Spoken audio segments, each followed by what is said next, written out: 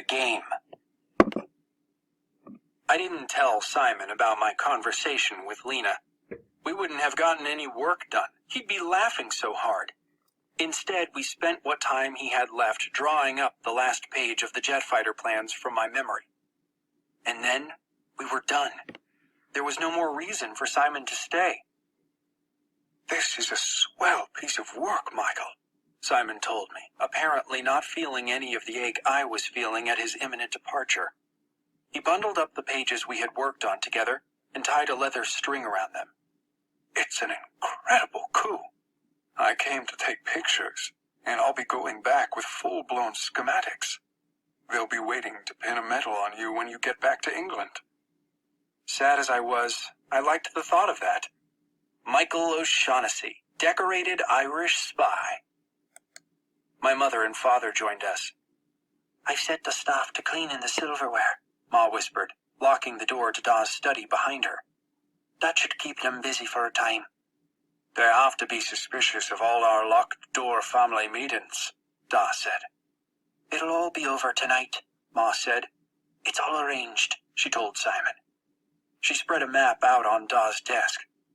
"When the nightly air raid comes, and it will as sure as eggs is eggs, you'll wait until 3:45 in the morning, and then make your way to this alleyway here, where Michael will meet you." "I will?" I asked. It was the first I'd heard of it. Ma nodded. "Your Da and I can't leave the air raid shelter, or there'd be questions. You know every inch of this city, Michael, and Simon doesn't. Not only that, your SRD uniform will make most people look the other way. Since you'll already be out and about on your patrols, it shouldn't be any problem for you to lead him through the city to his next contact." "But I won't be on patrol tonight," I told them. "The SRD will be manning the anti-aircraft guns." It was as if I'd dropped a bomb all my own in my father's study. Ma's mouth opened, but nothing came out. Da's face went ashy white.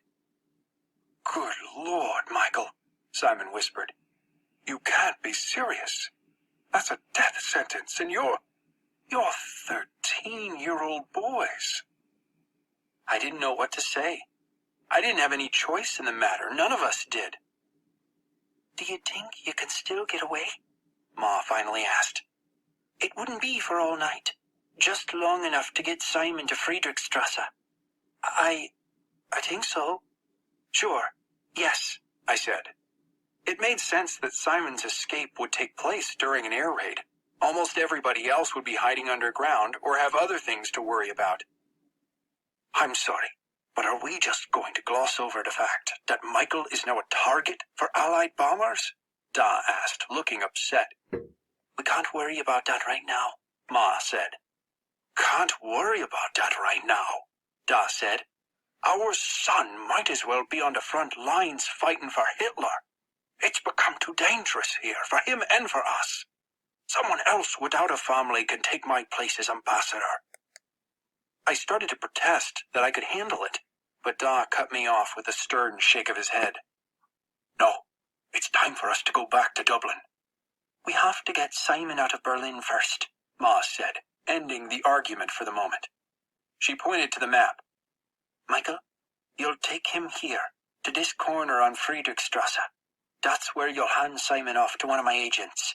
You're to tell the agent, 'This air raid sounds like the finale to a Wagner opera,' to which he will respond, 'I prefer Beethoven's symphonies myself.' That's how you'll know he's our man. If he doesn't give you the correct passphrase, move on."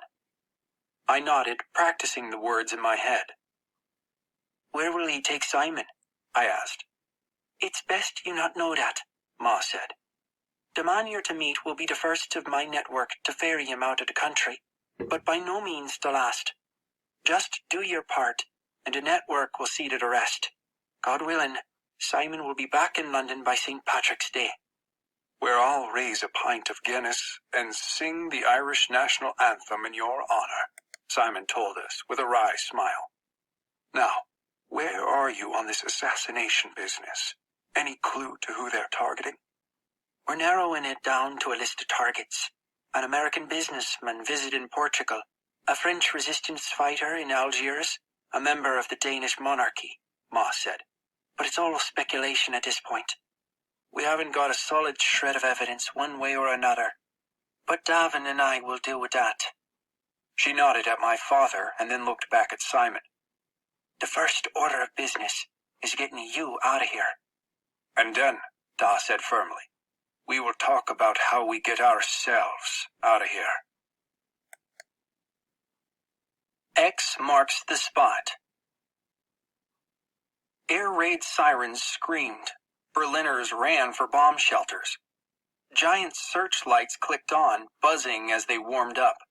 From high in the cloudy night sky, we could hear the low, steady, ominous drone of British airplanes growing closer.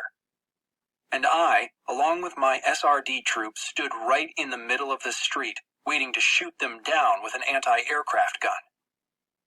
The anti-aircraft guns weren't just guns. They were cannons. The barrel of the gun was a long, thin, shiny silver proboscis like a mosquito's nose, sticking out of a stocky jumble of gray hydraulic pistons and levers and gears that could swivel the cannon in any direction and any elevation. The giant mosquito stood on 4 thin legs that stretched out like an X on the ground beneath it, a perfect target for the bombers overhead. X marks the spot. And if the X wasn't enough, the bombers could target the giant searchlights not 3 meters from each anti-aircraft emplacement. We were just begging to be bombed. The other boys didn't see it that way, or if they did, they hid it well. Excitement passed through our little group of a dozen boys like static electricity. They were going to be firing real guns in a real war situation. At last, no more childish assignments checking IDs or raiding pool halls or tattling on unenthusiastic Hitler Youth. We were going to be doing real fighting.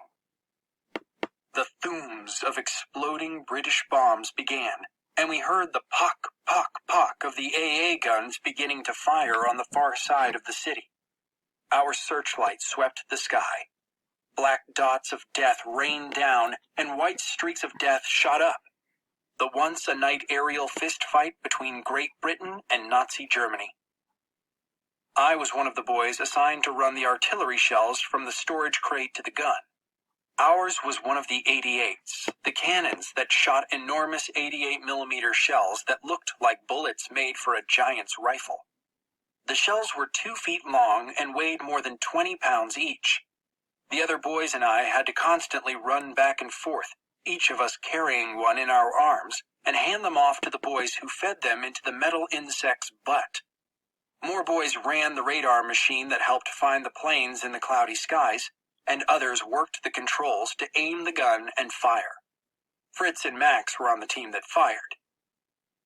The booming orange eruptions of flame grew near. A building a few blocks from us exploded, scattering brick and rubble into the street like a farmer casting seeds. We flinched, and I felt a little of the electric excitement fade away, replaced by fear. But then Fritz was screaming, "Fire!" and our AA gun recoiled with the force of a colossal jackhammer, cracking the pavement as it sent its first shell hurtling into the sky. We all stood and watched, even though we'd been trained to reload and fire.